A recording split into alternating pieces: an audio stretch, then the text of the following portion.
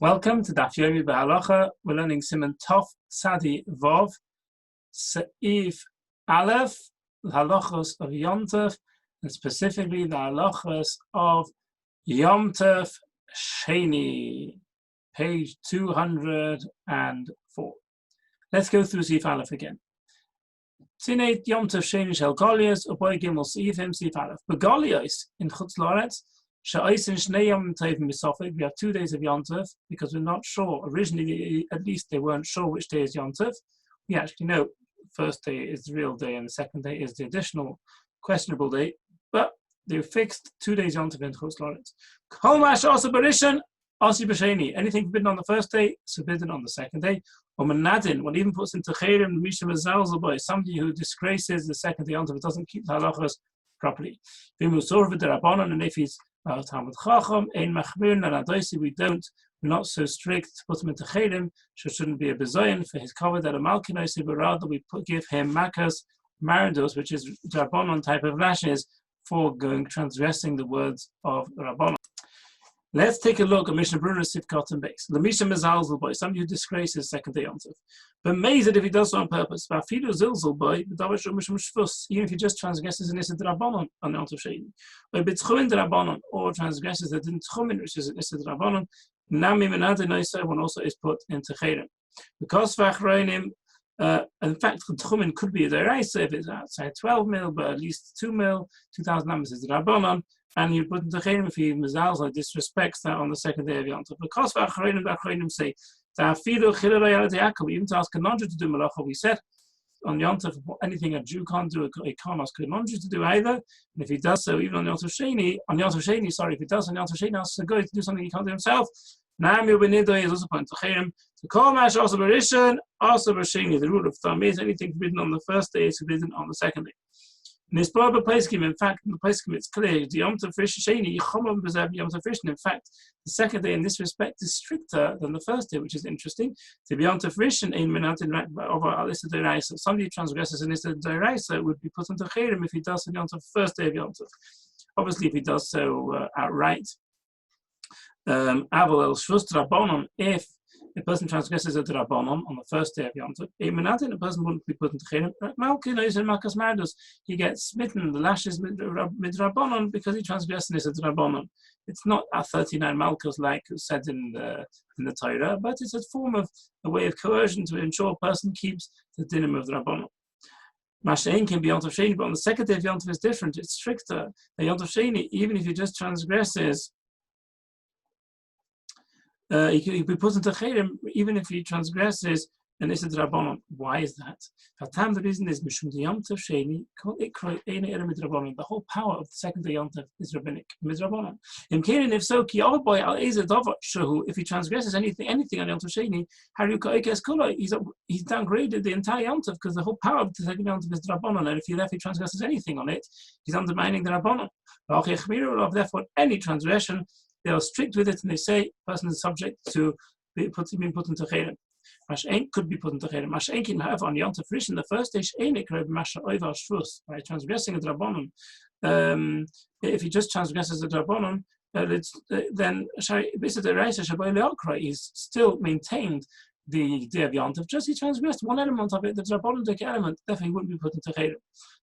The second Yom Tov, ever since the entirety of it is midrabonon, so therefore any type of undermining it is subject to litter. There's person disagree with this. According to them, there's no difference in the first and second Yom Tov. It depends purely on how the Yonim look at the case. What exactly the scenario is. Malchus, if to be lenient with him, just to give him Malchus, obviously Malchus Maridos, or to give him, put him into Chayrim, into excommunication.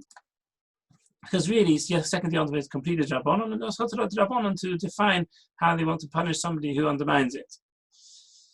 But they have permission to put him into Chayrim, into excommunication. If the reason he did this transgression was because he was taught that was the correct thing to do, although it was a mistaken ruling, and he doesn't go into Chayim. That's considered a mistake. He wouldn't go into Chayim. He's basing himself purely on what he was told. That's a shogeg. That's not somebody who's transgressed it willingly, bemazed, and that he wouldn't go into Chayim. Mishnah Berurah continues that the Malkus, that somebody who's a sort of Ma'abonon, Talmud Chacham would only get Malkus. He wouldn't Makas Mardos, the rabbinic Malkus, not the 39 of the Torah, but he would get Malkus as a punishment for what he's done, but he wouldn't be put in Chayim because it's not to disgrace him. Here is the day has been a place came and the rabbi's discussion about what exactly Makas Mardos is. The Magen Avraham brought in Deuteronomy 6 says that Makas Mardos, rabbinic Malkus, is not 39, but it's 13 lashes. Then the rabbi says it actually is 39 Malkus. The Rambam says it's actually adds to Teitze Nafshe. A person could get Malkus until he passes out, until he passes away. Tosfos explains in Nazir a very refined and understandable distinction. He says it depends why a person is being subjected to this Makas Mardos as to what the Makas Mardos would be. If he's subjected to it because he does a transgression, so therefore the Makas Mardos, the rabbinic Malkus, will be either 30 or 39, whatever it might be. However, if the reason he's getting Makas Mardos is because he refrains continually to listen to the words of the Chachamim, then they have permission to smite him until he agrees to listen to the ruling of the Rabbanon. That's what Tosfos says in Nazir, and it's quite understood. Nazir Daf Chaf on the base. Sif base. There's no distinction in halacha between the first and second day of Yontif, with the exception of with regard to a dead body.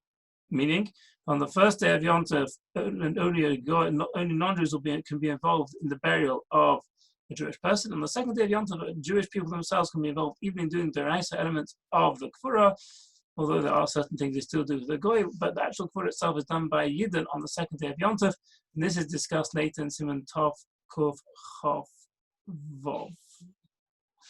Yeah. Similarly, if a person needs a certain eye ointment, Hagar says the Ramah, any other chayli which is not severe, it's a light issue, an ailment, which doesn't bother his entire body, and there's no element of sakana there. But Yom Tov Sheni, there's a leniency that one can take medication on the second day of Yom Tov, even if the person has not reached the stage of chayli sheish b'sakana, to which could permit taking medication even on the first day of Yom Tov. Although also tradition although on the first day it's forbidden for a Yid to do something for a Chayle on first day of Yom Tov or Shabbos. However, it's only permitted through a Goy. But Basheni on the second day, Mutar Filade Yisrael, even a Yid can do these acts of Refuah on the second day of Yom Tov. Chutz Yom Tov Sheni Rosh Hashanah, with the exception of the second day of Rosh Hashanah, the Shnei Yomim Kedusha Achas Hein V'Arichtehen. The 2 days of Rosh Hashanah are different to any of the other 2 days of Yom Tov, and the reason is that even in the Beis Hamikdash itself, there could be a doubt as to which day Rosh Hashanah is actually the correct day of Rosh Hashanah. It depends on when the witnesses come to testify on the moon. So therefore, Rosh Hashanah, even in Yerushalayim itself, there could be a question which of the 2 days is the correct day of Yom Tov, and therefore Chazal made it into 2 equally valid, in fact, one long day, considered like one long day of Rosh Hashanah. We'll learn more about this Be'ez Hashem. Other days, extra days, second day of Yom Tov in Chutz La'aretz, second day has these leniencies, but only these leniencies, the leniency A of Kavura, that is done on the Yisrael and Yom Tov Sheni, and B, with regards to Refuah, we're more lenient to allow Refuah on the second day of Yom Tov than the first. The Dafka Shvus Rabbanon Hagar says to them, only Shvus Rabbanon Dumna de Michla, only the Rabbanon similar to medication needing for a person's eye. Malacha also the Yisrael asks Safira beyond Hashem, but any deraisa, any Torah concern for a chayle would not be permitted on Yom Tov Sheni. Only this din Rabbanon that a Yid can't generally on Shabbos, the first day Yom Tov, can't take medication, that's permitted on the second day of Yom Tov. Mishnah Berurah have gotten daled Elin in Mace, which would have one of the Mace. Spara comments from Tavkov Chavav. Linen Kibbutz today came for Chalash. Spara comments from Tavkov Daled. See if Aleph will discuss putting out a fire on the second day of Yom Tov. Okay. Similarly to apply an ointment to the eye. The person has a mild eye strain or ISU. The rest of his body is healthy. It doesn't affect the rest of his body. We could go in there, but Shabbos Yontif, into such a situation on Shabbos Yontif, the first day Yontif, also last a Shem Refuah. The asthma, a Jewish person can't take medication. I feel even in a strange way. If you're dying, base. Because the reason is there's a concern we can't take medication on Yontif or first day Yontif or Shabbos, the person may come to crush various herbs needed to make the medication. Here there's a leniency on the second day Yontif. It's permitted outright. Even to do it in the normal way, a leniency of Yontif Sheni.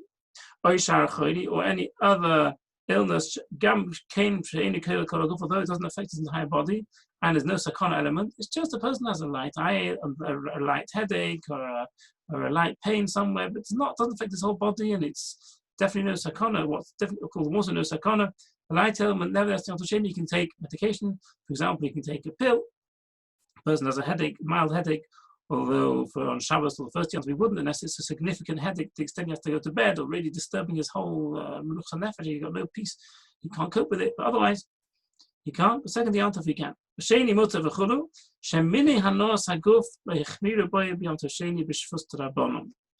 Now, in fact, these words come from the Levush, and if you look at the Levush inside, it says Shemipnei Hanos Haguf. The reason they were lenient here on the second day Yontif is because the personal benefits to allow certain relief to the body, were not stringent on second day Yontif. Since the whole concern, the whole issue of taking medication is a concern, it may come to a deraisa, for example, to, as we said, to crush the herbs. Therefore, they never gave this din to Rabbanon, never applied to an Yontif Sheni, because they want to allow a person to have the enjoyment and the basic pleasures of his body, and not to be in any slight, even although it's only mild pain. Also the Yisrael, but a yid can't do a doiraisa in such a situation, even on Yontif Sheni. One may have thought, well, Yontif Sheni really is rabbinically enacted, so perhaps for a choile, a yid could do some form of, could even do a doiraisa for a choile. Or even for a choile, or even less, and more so, and perhaps even for less than a choile. No, only the Rabbanons are permitted for a choile, for somebody who is not reached the stage of a choile, and therefore, generally speaking, he hasn't got head to refer Shabbos and Yontif. Nevertheless, Yontif Sheni it can be done. Also, the Yisrael, also the Yatzma, Yid can't do even for a choile, whose whole body is affected, he can't do a doiraisa on the second day of Yontif. Yeah. Again, it sounds from the Mishnah Brura that on the second day of Yontif, we permit refuah to be done for a Yid, but other Drabbanons, it doesn't say clearly that they can be done for somebody who is again, he's not reached the stage of a choile. Let's say, for example, he needs something to be brought for him through Rosh Hashanah, Rabbanon, or something like that. It doesn't say clearly that would be permitted. Anyway, Sivkod Neches, the Mishnah continues. Kosa be'isav heter, and the Sefer Ispeter says, Odom ha'noifel, somebody falls over, or yanoguf, or he gets scraped, or had v'nitra dambim komen if he lost there's some external wound because of the point of contact. It's not considered a type of illness. Since it's not so painful, if a person just has a graze, etc., he can wait till tomorrow. Therefore it's forbidden. And similarly, a person can't do cupping, which was a form of removing an infection, which was done, I think even do it nowadays also, some quack doctors, but it's very basic medicine, but it used to be quite prevalent in Poland and these places 100 years ago. Bankers, it was called bankers, to pull out the infection by using cups and putting and heating, putting a candle in the cup, and thereby making a vacuum to pull out the infection. So that, says the Mishnah Brura, one shouldn't do even on the second day of Yontif, and can shine it because it's something which can wait for tomorrow. It doesn't have to be done straight away. There's no sakana element, and it's not an internal issue like the issues which we're discussing in our Sif, for which we permit refuah to be done on Yontif Sheni.